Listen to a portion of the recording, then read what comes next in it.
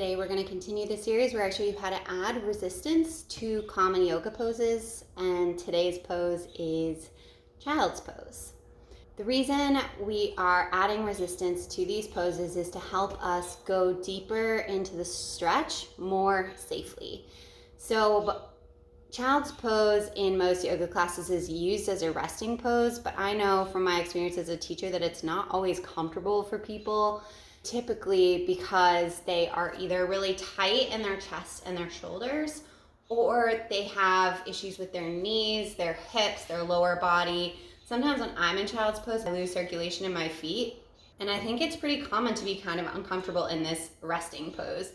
It's funny because a lot of the resting poses in yoga are actually some of the most uncomfortable for people, including downward facing dog, child's pose, these like standard poses that teachers will put you into and leave you into for a long time.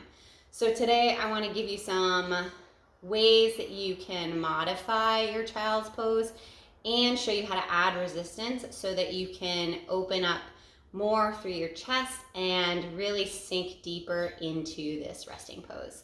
So without further ado, let's get into it. The first modification I'm going to offer you as you come into your child's pose is to either keep your knees together or to take them about as wide as your mat. Either one is fine. Usually when you take your knees wide, it's better for your low back. So if you have a tight low back, tight hips, you might want to bring your knees about as wide as your mat. So take your knees wide or keep them together, and then you're going to reach your hands out long in front of you. We're going to plant the hands down. All 5 fingers and all 4 corners of your palms are going to be pressing into the mat. And if you are really uncomfortable even in this position before you rest your head down, you might like to add either a blanket or a block between your hips and your feet. And when you're doing this pose at home or even in a class, there's no shame in adding props, adding things to support yourself. It's really just to make the pose more accessible for you. In my yoga classes, I always encourage students to do the things that feel best for them. And in child's pose, sometimes you need a little bit of extra support. So add your block, add your pillow, bring your hands out long in front of you, and then really reach your hands out long as you rest your forehead down. So this is our resting child's pose with the forehead resting down. And if you hold your child's pose in this position, no engagement, no resistance, you're gonna eventually sort of start to sink into it and rest into it, and your parasympathetic nervous system will turn on, and that's why this is a resting pose. We're looking down, we're looking in, our eyes are often closed. It really helps us to relax and to come back to our breath. But if you want to open through your chest, open through your shoulders, you can try adding resistance before you rest. And to do that, you're gonna reach your hands out long in front of you, press your palms down, and then the resistance is going to be pressing the hands into the floor. So here is me resting. My elbows are dropped to the floor. I'm relaxed. No muscles are engaged. And then here is me adding resistance. I'm pressing my hands down into the floor, almost as if I could move the floor.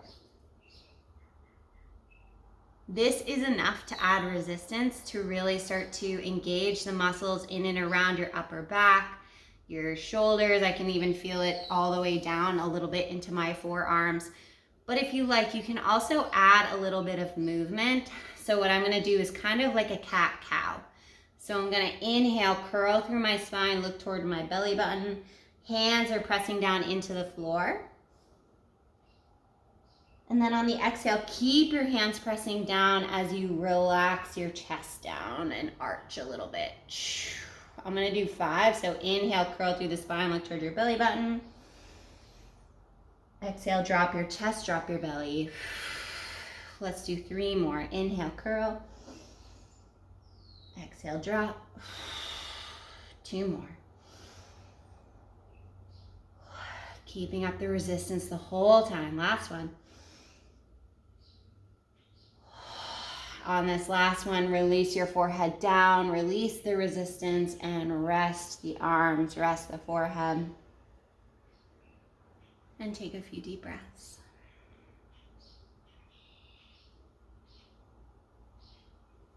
And you may notice now that we've added the resistance, that we've done that little exercise, that you're able to kind of rest a little bit deeper into your child's pose and relax a little bit more.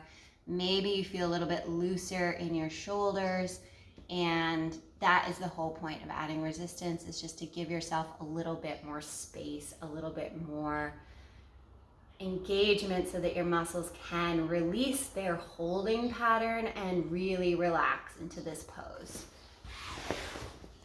So that's all you need to do to add your resistance to child's pose. This exercise is related to the skin or the triple warmer meridian. And I did another video all about the energetics of that, so go check it out in my feed. Thank you so much for watching.